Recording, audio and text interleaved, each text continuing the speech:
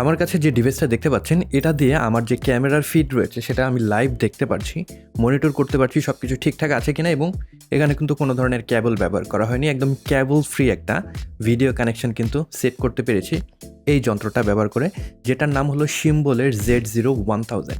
তো আজকের ভিডিওতে আপনি যদি ভিডিও ট্রান্সমিশন করতে চান ওয়্যারলেসলি, সেক্ষেত্রে শিম্বলের Z01,000 এই ডিভাইসটি কীরকম হতে পারে সে বিষয়ে বিস্তারিত আলোচনা করব।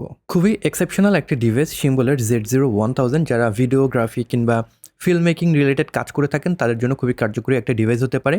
এটা ব্যবহার করে আপনি ওয়্যারলেসলি ভিডিও ট্রান্সমিশন করতে পারবেন। আপনার ক্যামেরা থেকে 300 মিটার বা 1000 ফিট পর্যন্ত দূরত্ব কভারেজ করতে পারবে এই ডিভাইসটি, এবং অফকোর্স ভিডিওর সাথে কিন্তু অবশ্যই অডিও এমবেডেড থাকবে। ডিভাইসটা নিয়ে আলোচনা করার পূর্বে এটার ইউজ কেসগুলো একটু আলোচনা করি। প্রথম যে ইউজ কেস হতে পারে সেটা হলো আপনি যদি ফিল্ম মেকিং করে থাকেন, সাপোজ শর্ট ফিল্ম শ্যুট করছেন কিংবা documentary, cinema, what ever it is, সেক্ষেত্রে আপনার যদি ডিরেক্টর মনিটরের দরকার হয়ে থাকে কিংবা প্রডিউসারের সামনে একটা মনিটর রাখবেন, তো এটা ব্যবহার করতে পারেন। আপনার যদি ফোকাস পুলিং অপারেটর থেকে থাকে তো আপনি তারের ঝামেলা এড়িয়ে ওয়্যারলেসলি ভিডিও ট্রান্সমিশন দিতে পারেন সেইখানে। আপনি যদি লাইভ নিউজ কিংবা লাইভ খেলাধুলা সম্প্রচারের সাথে যুক্ত থাকেন, সেক্ষেত্রে কিন্তু আপনার ক্যামেরার সাথে এটা যোগ করে ওয়্যারলেস একটা ক্যামেরা সিস্টেম তৈরি করে নিতে পারবেন। মুভমেন্টের মাধ্যমেও কিন্তু আপনার ক্যামেরা শটগুলো আপনি নিতে পারবেন। ইনডোরে আমার মতন যারা ভিডিও শ্যুট করেন, আপনারা যদি কেবললেস একটা মনিটরিং সিস্টেম আমার মতন খুঁজে থাকেন, সেক্ষেত্রেও কিন্তু এটা আপনাকে দারুণ সুযোগ দেবে। শুধু যে আপনি মনিটরে লাগিয়ে এটাকে ব্যবহার করতে পারবেন সেটা না, আপনি কিন্তু চাইলে মোবাইল ফোনে ব্যবহার করতে পারবেন, কম্পিউটারে ব্যবহার করতে পারবেন। এইটা ব্যবহার করে সরাসরি কম্পিউটার ব্যবহার করে আপনি লাইভও করতে পারবেন। এক কথায় যদি বলি,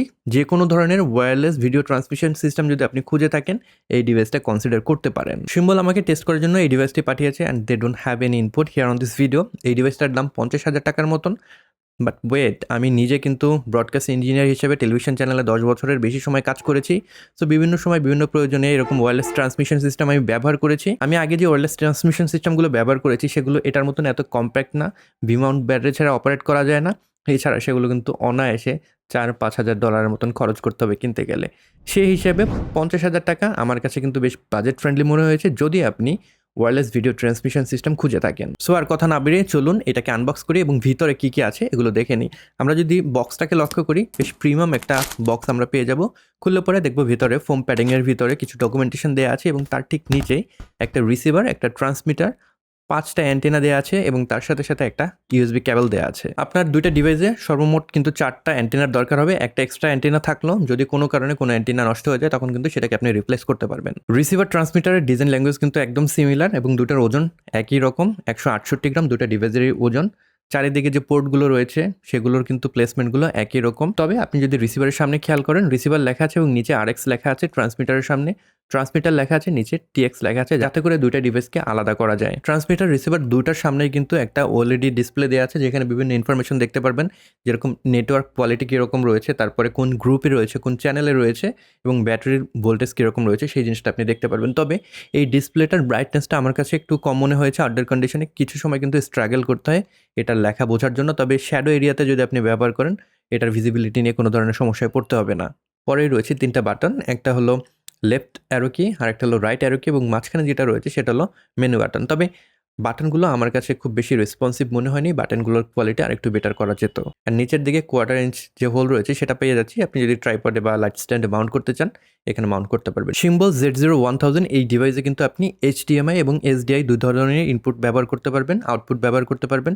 সো কনজিউমার ক্যামেরা বলেন কিংবা সিনেমা ক্যামেরা বলেন, যে কোনো ধরনের ক্যামেরায় কিন্তু আপনি এই ডিভাইসটা ইজিলি ব্যবহার করতে পারবেন। 2-ওয়ে পাওয়ার সাপোর্ট করে, আপনি চাইলে কিন্তু NPF যে ব্যাটারি রয়েছে সেটা দিয়েও পাওয়ার দিতে পারবেন, অথবা USB দিয়েও কিন্তু পাওয়ার দিতে পারবেন। যেরকম আমার এখানে যে মনিটর রয়েছে সেখানের NPF ব্যাটারি থেকে আমি USB দিয়ে পাওয়ার দিয়েছি এই ডিভাইসটিতে। সো এইভাবে কিন্তু আপনি চাইলে পাওয়ার দিতে পারবেন। এছাড়া দুইটার ডিজাইন ল্যাঙ্গুয়েজ যেহেতু সেম, আমরা কিন্তু বাম সাইডে যে পোর্ট সেগুলো পেয়ে যাচ্ছি HDMI, এইখানে রিসিভারে আউটপুট থাকছে, আর SDI আউটপুট থাকছে, এবং ট্রান্সমিটারে সেখানে কিন্তু বাম সাইডে HDMI ইনপুট থাকছে এবং SDI ইনপুট থাকছে। উপরে অ্যান্টেনা কানেক্টর জন্য যে অপশন সেটা পেয়ে যাচ্ছি। আমরা যদি ডান পাশে খেয়াল করি, একটা পাওয়ার বাটন পাবো এবং USB যে পোর্ট রয়েছে সেটাকে পাবো। ট্রান্সমিটারের যে টাইপ সি পোর্ট রয়েছে সেটা দিয়ে শুধুমাত্র আপনি পাওয়ার দিতে পারবেন। তবে রিসিভারে কিন্তু টাইপ সি যে পোর্ট রয়েছে, কম্পিউটারের সাথে কানেক্ট করলে পরে যে ফিডটা আপনি দিলেন যে ট্রান্সমিটার রয়েছে সেখানে, সেটা অটোমেটিক্যালি আপনার যে কম্পিউটার রয়েছে সেখানে ওয়েব ক্যামেরার মতো শো করবে। OBS দিয়ে আপনি লাইভ করতে পারবেন, কিংবা চাইলে কিন্তু ভিডিও কলের সময় আপনি ব্যবহার করতে পারবেন। বিল্ড কোয়ালিটি এটার খুবই ভালো, একদম মেটাল বিল্ডের একটা বডি।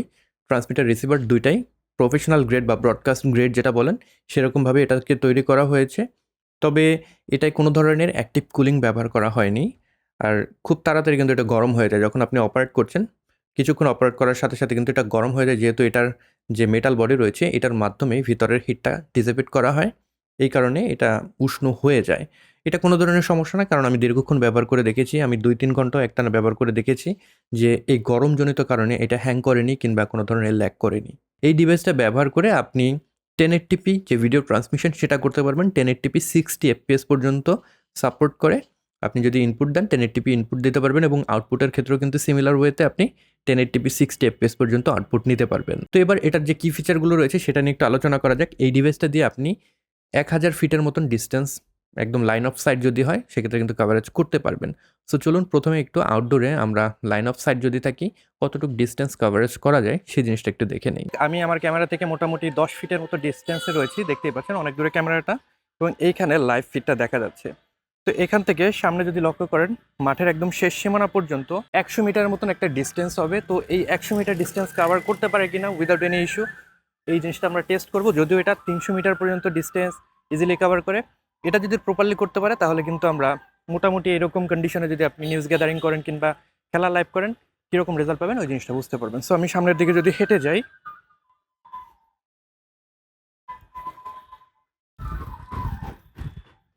এখানে আমি ক্লিয়ারলি দেখতে পাচ্ছি আমার যে ডিসপ্লে সেখানে কিন্তু সুন্দরভাবে আমার ভিডিও ফিডটা দেখতে পাচ্ছি।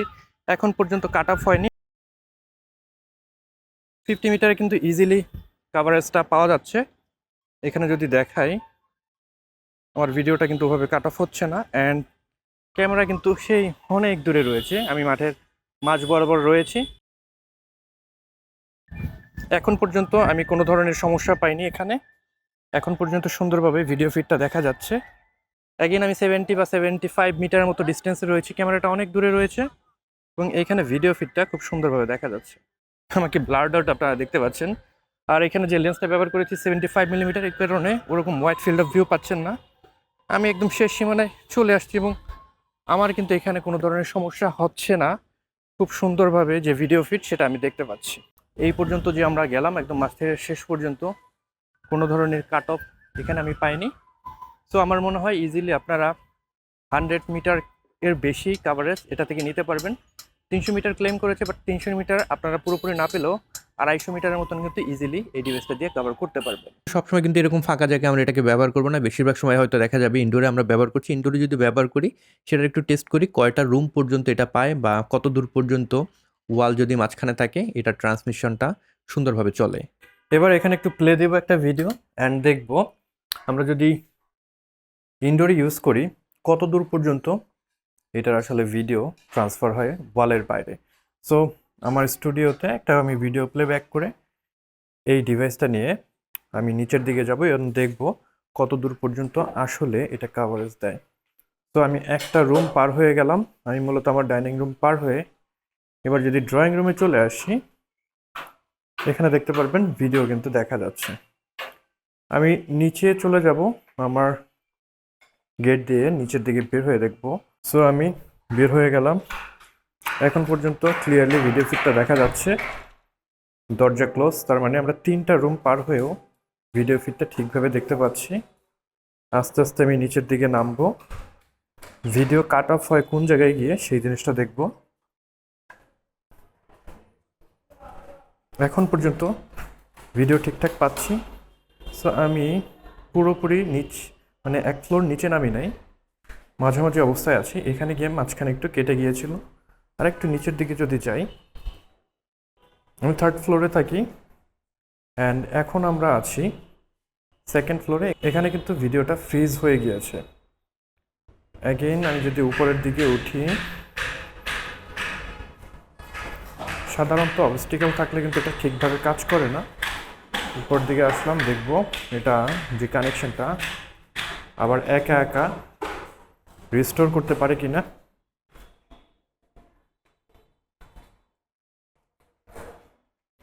এখন পর্যন্ত কানেকশন রিস্টোর হয়নি। ইয়েস, এখন কানেকশনটা রিস্টোর হয়েছে।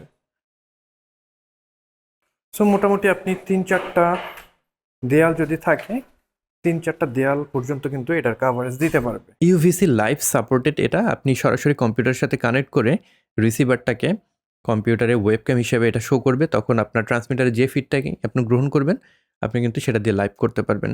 সো যারা খেলাধুলা লাইভ করতে চান, মুভমেন্ট যদি চান ক্যামেরায়, তখন কিন্তু এটা আপনার দারুণ কাজে দেবে। যেহেতু ওয়্যারলেস সিস্টেম, এখানে কিন্তু লেটেন্সি থাকবেই। তো একটু যদি লেটেন্সিটা টেস্ট করি, আমি এখানে কথা বলছি, হাতটা যদি নাড়াই আপনারা দেখতেই পাচ্ছেন এখানে কিন্তু বেশ ভালো একটা লেটেন্সি রয়েছে, যেটা হলো এরকম কন্ডিশনে 80 মিলি সেকেন্ডের মতন একটা লেটেন্সি পাবো। আমি হাতটা নাড়াচ্ছি, কতক্ষণ পরে ডিসপ্লেতে সেটা দেখতে পাচ্ছেন, আপনারা কিন্তু আন্দাজ করতে পারবেন এটা লেটেন্সি কত দূর রয়েছে। তো 80 মিলি সেকেন্ড খুব বেশি না, আবার একদম কমও না। যদি আপনি ফোকাস পুলিংয়ের জন্য ব্যবহার করেন 80 মিলি সেকেন্ড কিন্তু বেশ ভালোই একটা লেটেন্সি। তবে 80 মিলি সেকেন্ড আপনার নর্মাল পার্সোনাল কাজের জন্য কোনো ধরনের সমস্যা হবার কথা না। আর যদি আপনার যে সিনটা রয়েছে খুব বেশি হ্যাপেনিং না হয়, সেক্ষেত্রে কিন্তু 80 মিলি সেকেন্ড দিয়ে আপনি ফোকাস পুলিংয়ের কাজও চালিয়ে নিতে পারবেন। তবে যদি আপনি প্রফেশনাল শ্যুটে থাকেন, যেখানে প্রত্যেক মিলি সেকেন্ডের হিসাব আপনাকে দিতে হবে, সেক্ষেত্রে 80 মিলি সেকেন্ডের যে ডিলে, এটার উপরে আসলে রিলাই না করে সরাসরি কেবল দিয়ে কানেক্ট করে ফোকাস পুলিংয়ের কাজটা করাই ভালো। এইটার 80 মিলি সেকেন্ড কিন্তু সবসময় 80 মিলি সেকেন্ড থাকে না। যদি ইন্টারফারেন্স থাকে তখন লেটেন্সিটা আরেকটু ইনক্রিজ হয়ে যায়, তখন কিন্তু 120 মিলি সেকেন্ড পর্যন্ত এটা লেটেন্সি চলে আসতে পারে। এটায় কোনো ধরনের ফ্যান ব্যবহার করা হয়নি। সুবিধা হলো আপনি যখন ক্যামেরার উপরে যে ট্রান্সমিটার রয়েছে ব্যবহার করছেন, কোনো ধরনের ফ্যানের নয়েজ আসার সম্ভাবনা নেই। তবে অনেক সময় খুব গরম হয়ে গেলে পরে এটা কিন্তু একটা বিরক্তির কারণ হয়ে যায়। এটার ভিতরে একটা যদি ফ্যান থাকতো এবং সেটাকে অন অফ করার যে অপশন সেটা দিয়ে দেওয়া হতো, আমার মনে হয় সেই জিনিসটা আরো ভালো হতে পারতো। এটা 4 ওয়াটেরও কম পাওয়ার কনজিউম করে, সো একটা ব্যাটারি দিয়ে কিন্তু দীর্ঘক্ষণ আপনি এটাকে অপারেট করতে পারবেন। আর ডুয়েল যে পাওয়ার অপশন সেটা তো থাকছেই। 48 কিলোহার্টজ অডিও স্যাম্পল রেট এটা সাপোর্ট করে, এবং যে ফ্রিকোয়েন্সি ব্যান্ডে এটা অপারেট করে সেটা হলো 5.1 গিগাহার্টজ থেকে শুরু করে 5.8 গিগাহার্টজ পর্যন্ত, এবং এটার যে ট্রান্সমিশন পাওয়ার সেটা হলো 17 ডিবিএম। অ্যান্ড লাস্টলি ট্রান্সমিটার এবং রিসিভার এটা কিন্তু 300 মিটার ডিস্টেন্স পর্যন্ত কভারেজ দিতে সক্ষম, তবে সেটা শুধুমাত্র যদি একটা ডিভাইস কানেক্টেড থাকে। যেহেতু ট্রান্সমিটারের সাথে একই সাথে আপনি রিসিভার কানেক্ট করতে পারবেন আর সাথে একটা আইওএস ডিভাইস কানেক্ট করতে পারবেন, দুইটা ডিভাইস যখন কানেক্ট করবেন তখন কিন্তু যে কভারেজ সেটা কমে যাবে 300 মিটারের জায়গায়, তখন 100 মিটারে সেটা নেমে আসবে। সামনে যে বাটনগুলো রয়েছে সেটার কোয়ালিটি মনে হয় আরেকটু বেটার করা যেত। সবশেষে যে প্রবলেম সেটা হলো অ্যান্ড্রয়েড সিস্টেমের জন্য এটার কোনো অ্যাপ্লিকেশন অ্যাভেলেবেল নেই। শুধুমাত্র আইওএস ইউজার যারা রয়েছেন তারা মোবাইল ফোন কিংবা যে আইপ্যাড রয়েছে সেখানে কানেক্ট করতে পারবেন। অ্যান্ড্রয়েড ডিভাইস ইউজাররা এটাকে ব্যবহার করতে পারবেন না আপনার মোবাইল ফোনের সাথে। এক কথায় বলতে গেলে all in one transmission system. আপনার যদি বাজেট 50,000 টাকার মতন হয়ে থাকে এবং আপনি যদি একটা ওয়্যারলেস ভিডিও ট্রান্সমিশন সিস্টেম খুঁজে থাকেন, এটাকে কনসিডার করতে পারেন। অফকোর্স এটার ভিতরে কিছু ফ্লস রয়েছে, তবে এটা HDMI সাপোর্ট করে, সাথে HDMI সাপোর্ট করে, দুইটা ডিভাইস একই সাথে আপনি কানেক্ট করতে পারছেন, এবং ট্রান্সমিশন যে রেঞ্জ সেটাও কিন্তু বেশ ভালো। সো আপনি যদি প্রফেশনাল কাজেও ইউজ করতে চান এটাকে কিন্তু কনসিডার করতে পারেন। তো এই ছিল আজকের ভিডিও। এই ভিডিওটা যদি আপনাদের ভালো লেগে থাকে তাহলে অবশ্যই ভিডিওটা একটি লাইক দেবেন, এবং এই চ্যানেলে আপনি নতুন হয়ে থাকলে সাবস্ক্রাইব করতে ভুলবেন না। I'll catch you guys on the next one, then good by.